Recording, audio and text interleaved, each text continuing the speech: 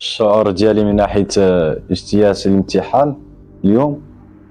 الشعور الحمد لله راني نجحت فيه وفرحان فيه الحمد لله. مشرف بالمدرسة ديالي اوطو ايكول الزوين الحمد لله، ونشرف الجهة اللي فيها انا الحمد لله، وياسم الخير الحمد لله مع مولانا. النقطة اللي جبت 35 على 40 الحمد لله بفضل مولانا، وبعد مولانا بفضل المدرسة اللي تقاتلت معايا في رمضان. ونشكر مرة ثانية المدرسة ديالي اللي هي اوطو ايكول زوين اللي وقفوا معايا في رمضان النهار، يمشوا معايا يقروني وذا كامل يتقاتلوا معايا، وفي الليل ورا التراويح. هذا بعد تبارك الله ياسر. نصيحتي للناس المقبلين على اجتياز الامتحان، هذا جديد الكود جديد اللي تطلق هذا في شهر 3 2024، انهم اول شيء خاصهم هذا الحضور شي ضروري. الحضور بك الناس اللي ما داومت معك اللي تعقل عليها تخرج المدرسه اللي تقري لك الكود مزيان. وفي الختام ديالي نشكر المدرسه ديالي اوطو ايكول زوين، المونيتور ديالي زوين، نهدي لهم النجاح ديالي اليوم، والوالديه والجهه ديالي اللي فيها الداخله وادي الذهب والكويره. والنقطة هذه اللي جبت الحمد لله ماشي ما يسهل في النظام الجديد اللي دار حاليا، لا بفضل مولانا وفضل المدرسة اللي فيها مدرسة تعليم السياقة الزوين. بسم الله الرحمن الرحيم، والصلاة والسلام على مولانا رسول الله أجمعين. دي فاطمة الزهراء، مديرة سيارة التعليم ومونيتورة في نفس الوقت. اليوم الحمد لله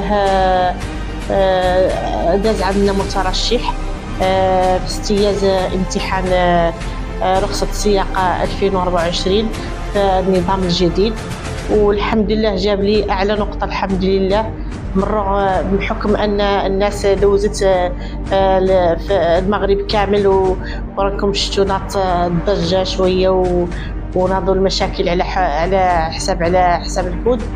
ولكن الحمد لله هذا شرف لي وشرف المؤسسة ديالي وشرف لمدينتي الداخلة وادي الذهب الكويرة بهذا المترشح اللي جاب أعلى نقطة. والمجهودات الحمد لله ما مشات هكاك، لأن ضربت مع واحد المجهود كبير في هذا رمضان وقبل رمضان كنت كنبريباري معها في دائما كونتيني في السوايع، ما كنتوقفش عنه، وكنعطيها الحمد لله نقط اللي هي مهمه هذا النظام الجديد. ونشكر نارسة على الكود ديالها، ومن رغم ان كثرة الحوادث اللي كتوقع عندنا دائما، والحمد لله بحكم عاوتاني التجربه. حكم التجربه راهي ما سهله، لان ملي كتكون هذاك الانسان عنده التجربه ضروري الناس اللي كترشح عنده اللي تعطيه نتيجه. وانا هذا الشخص الحمد لله اللي شرفني انا اليوم وشرف مدينتي وادي الذهب الكويره، الحمد لله فرحاني به الاصدقاء ديالو وفرحاني به والديه الحمد لله، وهذا شرف لنا كاملين. ونتمنى من الله ان شاء الله باذن الله يكون خير ان شاء الله، ان اللي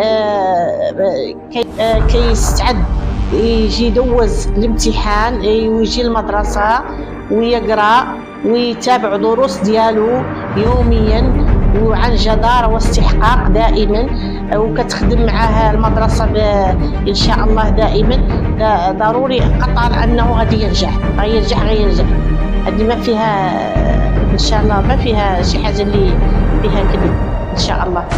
والحمد لله على أي حال على كل شيء، لأننا احنا خدمنا وعطينا مجهودات كبيرة، وحكما عن ذاك رمضان هذا الشهر المبارك يكونوا الناس شوية تعبانين، كنخدم معاه في النهار وكنخدم معاه ورصة التراويح دائما، كنخدم معاه ساعتين في النهار وساعتين ورصة التراويح.